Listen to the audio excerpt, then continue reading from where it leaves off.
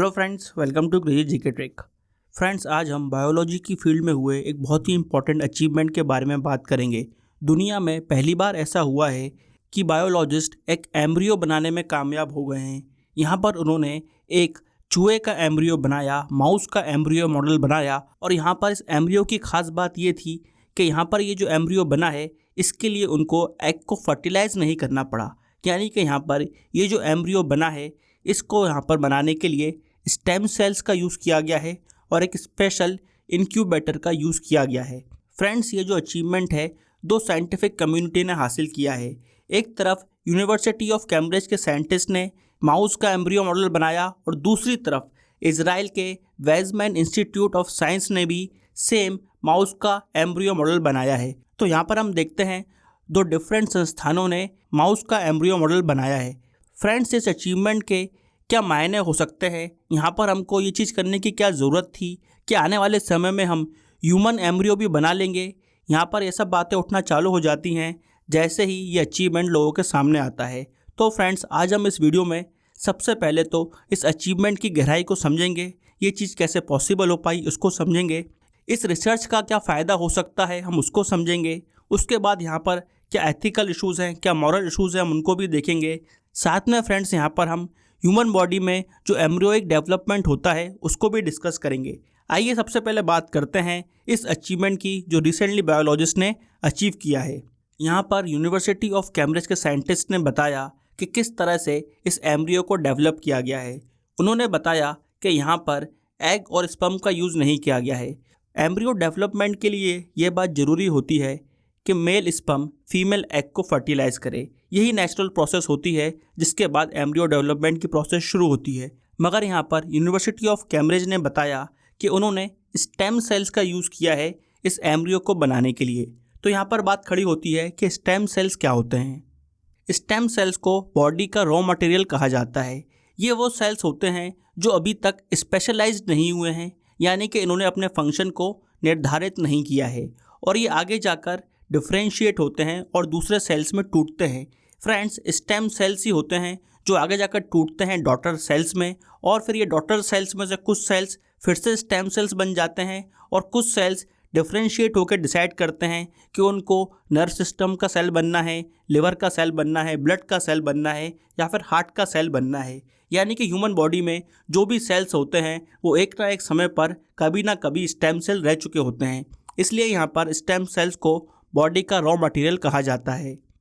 Body के किसी भी सेल के पास ये एबिलिटी नहीं होती है कि वो अपने फंक्शन को चेंज कर सके। स्टेम सेल्स ही ऐसे सेल्स हैं जो अपने फंक्शन को चेंज कर सकते हैं या फिर डिफाइन कर सकते हैं। इसलिए स्टेम सेल्स काफ़ी क्रूशल होते हैं रिसर्च के लिए। और यहाँ पर साइंटिस्ट ने माउस की बॉडी से स्टेम सेल्स लिए और उन स्टेम सेल्स के ज़रिए यहाँ पर उन्होंने एक एम्ब्रियो को बनाया जो अपने आप में एक बहुत बड़ा अचीवमेंट है। यहाँ पर साइंटिस्ट ने बताया कि वो ह्यूमन प्रेगनेंसी को रिसर्च करना चाहते हैं क्योंकि ह्यूमन प्रेगनेंसी के दौरान बहुत सारे कॉम्प्लिकेशंस देखने को मिलते हैं और उसको अच्छे से समझने के लिए उन्होंने यहाँ पर ये एक्सपेरिमेंट किया है माउस के एम्ब्रियो को लेकर। जैसा कि हम जानते हैं जो इनिशियल एम्ब्रियो बनता है वो बहुत ही छोटा होता है, माइक्रोस्कोपिक नेचर में होता है। वहाँ पर बहुत सारे टाइनी सेल्स होते हैं। उस समय एम्ब्रियो एक क्लस्टर ऑफ सेल्स की तरह होता है जहाँ पर उसको डिफ़िकल्ट होता है जज करना, ऑब्ज़र्व करना और उस पर रिसर्च करना। इसलिए यहाँ पर माउस की हेल्प से हम उस स्टेज को रिसर्च कर रहे हैं। इस रिसर्च के दौरान जो इम्पोर्टेंट बात सामने आई वो ये थी कि जो यहाँ पर माउस का एम्ब्रियो मॉडल बना था उसके अंदर ये देखा गया कि सेल स्पेसिफिकेशन होने लगा था। यानी कि सेल्स ने कम्युनिकेशन करा आपस में और वो डिसाइड करने लगे थे कि कौन से सेल्स आगे जाकर हार्ट बनेंगे, ब्लड बनेंगे, ब्रेन बनेंगे या फिर कौन से ऑर्गन्स में डेवलप होंगे। यानी कि यहाँ पर सेल्स के बीच कम्युनिकेशन चालू हो गया था, उनका स्पेशलाइजेशन और स्पेसिफिकेशन चालू हो गया था। साथ में यहाँ पर यह भी देखा गया कि प्लेसेंटा का डेवलपमेंट भी चालू हो गया था। प्लेसेंटा फ्रेंड्स बहुत इंपॉर्टेंट चीज़ होती है क्योंकि ह्यूमन एम्ब्रियो के दौरान प्लेसेंटा ही होती है जो मदर से बेबी को कनेक्ट करती है और उस प्लेसेंटा के थ्रू ही एम्ब्रियो को जो भी न्यूट्रिएंट्स चाहिए होते हैं उसकी मदर की बॉडी से उसको मिलते रहते हैं। तो ये सब डेवलपमेंट्स को ऑब्जर्व किया गया यहाँ पर माउस के एम्ब्रियो मॉडल में। यहाँ पर रिसर्च में ये बात सामने आती है कि ये जो स्टेज होती है एम्ब्रियोइक डेवलपमेंट की, ये बहुत ही इंपॉर्टेंट स्टेज है और ये बहुत ही सेंसिटिव स्टेज है क्योंकि यहाँ पर अगर सेल्स के बीच में जो कम्युनिकेशन हो रहा है जो एक नेचुरल तरीके से होता है और उसके लिए सिग्नल्स मिलते हैं स्पाइनल कॉर्ड से, और अगर स्पाइनल कॉर्ड से सिग्नल्स जरा से भी गलत मिलते हैं तो ये एम्ब्रियोइक डेवलपमेंट जो है बिगड़ सकता है, ख़राब हो सकता है। ये बात लेकर कर सामने आती है इस रिसर्च के ज़रिए। यहाँ पर हमको ये बात नोट करना चाहिए कि माउस एम्ब्रियो मॉडल जो था वो फुली डेवलप नहीं हुआ था और वो फुली रिप्रोड्यूस भी नहीं कर पाया था। यहाँ पर सिर्फ वो 8.5 डेज तक एक्टिव रहा और माउस प्रेगनेंसी लगभग 20 दिन तक चलती है। जैसा कि मैंने आपको बताया कि यहाँ पर नेचुरल फर्टिलाइज एग को नहीं लिया था, स्टेम सेल के जरिए माउस एम्ब्रियो को डेवलप किया गया था। फ्रेंड्स, नेचुरल फर्टिलाइज एग बनता है जब मेल स्पर्म पेनिट्रेट करता है और वुमेन के एग को फर्टिलाइज करता है। उस समय जो वो एग है वो जायोड कहलाता है और आगे जाकर यही जायोड जो है वो एम्ब्रियो में डेवलप होता है। फ्रेंड्स, इस प्रोसेस को समझने के लिए आइए हम ह्यूमन एम्ब्रियोइक डेवलपमेंट को समझते हैं। यहाँ पर सबसे पहली स्टेज होती है फर्टिलाइजेशन, जो हमने डिस्कस करी, जहाँ पर फीमेल एग और मेल स्पर्म का यूनियन होता है। फर्टिलाइजेशन के बाद जो अर्ली एम्ब्रियो बनता है वो स्मॉल ग्रुप ऑफ सेल्स होता है। बेसिकली यहाँ पर 2 सेल से शुरुआत होती है जो आगे जाकर डिफ्रेंशिएट करके 4 सेल बनते हैं, फिर 8 सेल, फिर 16 सेल, और यहाँ पर एक स्मॉल ग्रुप ऑफ सेल्स बन जाते हैं जिनको एक कॉम्प्लेक्स स्ट्रक्चर के अंदर देखा जाता है और उस स्टेज को बोला जाता है ब्लास्टोकास्ट। और उसके बाद आती है सेकेंड स्टेज, ब्लास्टोकास्ट डेवलपमेंट। यहाँ पर फ्रेंड्स 2 ग्रुप ऑफ सेल्स देखे जाते हैं, इनर एंड आउटर सेल और उसके अलावा फ्लूइड। यहाँ पर जो ब्लास्टोकास्ट होता है वो एक प्रोटेक्टिव कवर के अंदर होता है जिसको बोला जाता है जोना पेल्यूसिडा। ये बेसिकली एग शेल की तरह होता है और ये यहाँ पर ब्लास्टोकास्ट को प्रोटेक्ट करने का काम करता है। यहाँ पर जो आउटर सेल्स होते हैं वही आगे जाकर फ्यूचर में प्लेसेंटा बनते हैं और यहाँ पर जो दूसरे सेल्स होते हैं वो आगे जाकर फीटस का डेवलपमेंट में काम करते हैं। यानी कि जो इनर सेल्स हैं वही आगे जाकर ह्यूमन बॉडी के टिश्यूज़ और ऑर्गन्स बनेंगे, जैसे कि bones, muscles, skin, liver, heart, brain etcetera. इसके बाद स्टेज आती है फ्रेंड्स ब्लास्टोकास्ट इम्प्लांटेशन। यहाँ पर ब्लास्टोकास्ट धीरे धीरे यूट्रस के पास जाता है और जैसे ही वो वहाँ पर पहुँचता है वो अपने आप को एंड्रोमेट्रियम के अंदर इम्प्लांट कर लेता है।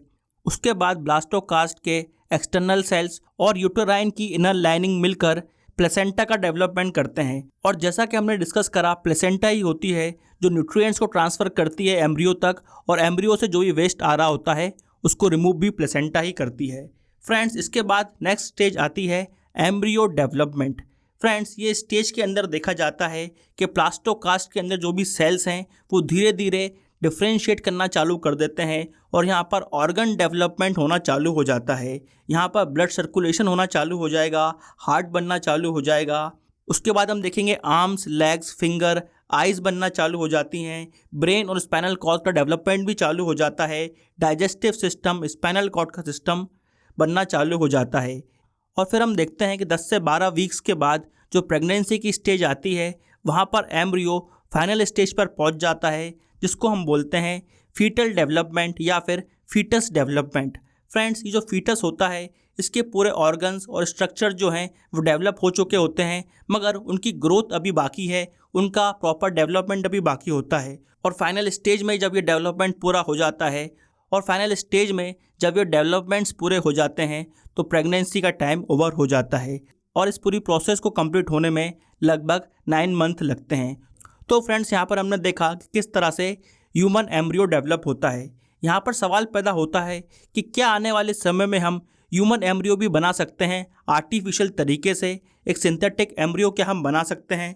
यहाँ पर जो रिसर्च हमारे सामने आई है माउस एम्ब्रियो मॉडल के बाद, उससे पता चलता है कि स्टेम सेल के ज़रिए हम ह्यूमन एम्ब्रियो भी बना सकते हैं। 2021 में देखा गया था कि साइंटिफिक कम्युनिटी ने ह्यूमन प्लूरीपोटेंट स्टेम सेल्स के ज़रिए ब्लास्टोकास्ट वाली सिचुएशन को डेवलप करने की कोशिश की थी, यानी कि उन्होंने अर्ली स्टेज ऑफ एम्ब्रियोइक डेवलपमेंट को देखने की कोशिश की थी। मगर यहाँ पर हम जानते हैं कि ह्यूमन एम्ब्रियो को डेवलप करना एक कॉम्प्लेक्स टास्क है, इसलिए यहाँ पर अभी तक वो स्टेज तक नहीं पहुँचे हैं कि उसको प्रॉपरली डेवलप कर पाएँ। मगर फ्रेंड्स, फ्यूचर में इस बात को नकारा नहीं जा सकता कि हम सिंथेटिक ह्यूमन एम्ब्रियो भी डेवलप कर लेंगे। तो इस चीज़ को देखते हुए जो नेक्स्ट इशू हमारे सामने आता है वो है एथिकल इशू। यहाँ पर क्या ह्यूमन एम्ब्रियो को आर्टिफिशियली डेवलप करना एथिकली सही है या गलत है, इस चीज़ को लेकर सवाल उठते हैं। और फ्यूचर में इस चीज़ को लेकर क्या रूल्स होने चाहिए या आज के समय में क्या रेगुलेशंस होने चाहिए रिसर्च पर, इस बातों को लेकर भी सवाल उठाए गए हैं। इन इशूज़ को एड्रेस करने के लिए ऑस्ट्रेलिया ने कुछ लॉज बनाए हैं, जहां पर जब कोई भी रिसर्च होती है human stem cell embryo model को लेकर तो लाइसेंस लेने की ज़रूरत होती है।